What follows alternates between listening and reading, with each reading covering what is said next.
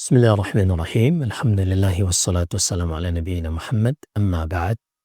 Ini adalah pertemuan ke-11 dari program Al-Arabiyyah min Al-Quran. Kita akan lanjutkan dengan Ad-Darsul Ashir. Pelajaran ke-10. Iqra. Bacalah. Al-Baytul Kabiru li Zaidin. Rumah yang besar itu milik Zaid. Al-mar'atul qasiratu ukhtu Muhammadin. Wanita yang pendek itu adalah adik atau saudari Muhammad. Dzalikal malul kathiru lil ab. Harta yang banyak itu milik ayah. Hadzal kitabul jadidu li Abbasin.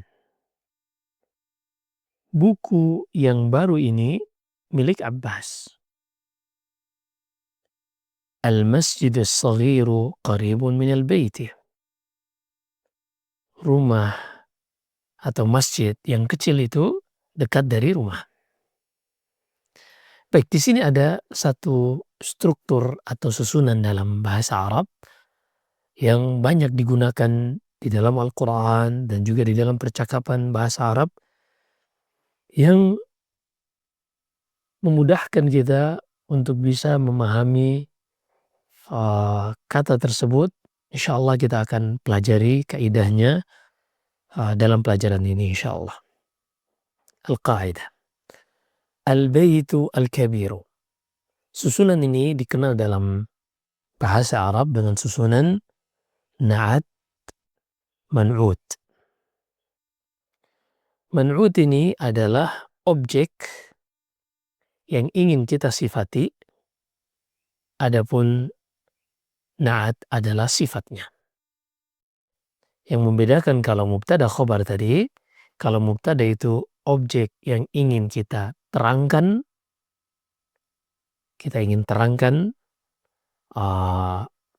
dan khobar adalah kata yang melengkapi mubtada. Itu untuk mubtada khobar. Adapun untuk na'at man'ut ini lebih kepada susunan yang bertujuan untuk menjelaskan sifat, bukan untuk melengkapi kata yang ada di awal. Kita ambil contoh misalnya.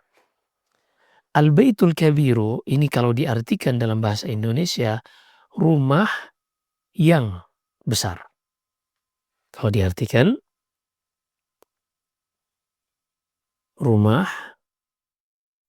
yang besar. Ini arti dari Al-Baitul Kabiru. Nah, rumah yang besar ini dalam bahasa Arab, besar ini hanyalah sifat bagi rumah, bukan pelengkapnya. Bukan pelengkapnya. Sehingga misalnya kita lihat di sini, kalau kita ingin lengkapi kalimat Al-Baitul Kabiru, maka kita tambahkan misalnya Al-Baitul Kabiru li Zaidin.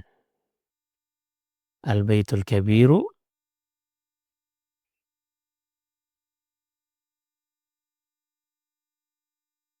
li Zaidin.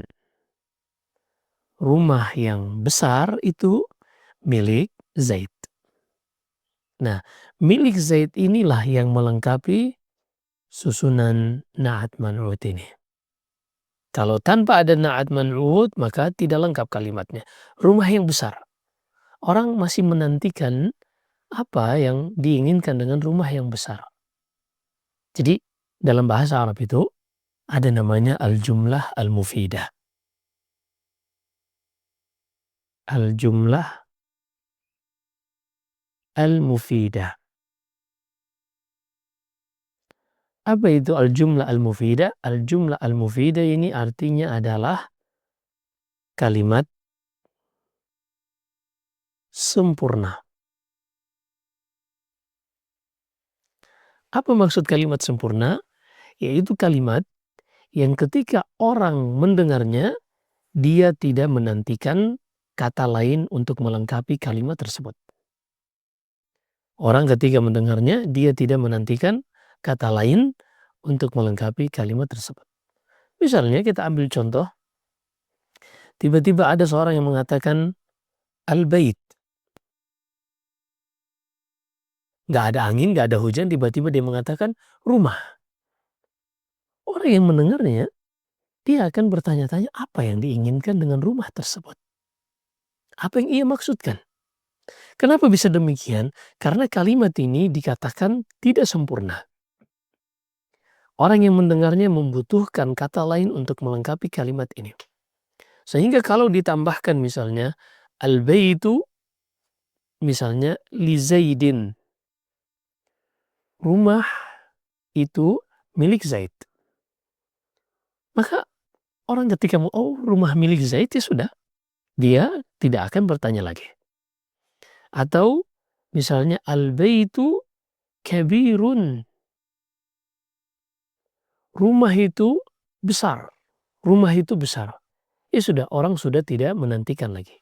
Tapi kalau seandainya dikatakan al-baitul kabiru, rumah yang besar, dia hanya memberikan sifat besar itu bagi rumah. Rumah yang besar, orang masih menantikan ada apa dengan rumah yang besar. Apakah dia milik Zaid, atau misalnya al-baitul kabiru, al-baitul kabiru, misalnya di sini al-baitul kabiru,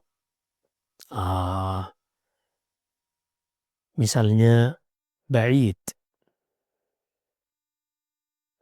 Rumah yang besar itu jauh. Dia menunjuk al-bait, misalnya dia menunjuk al-baitul kabiru ba'idun. Rumah yang besar itu jauh.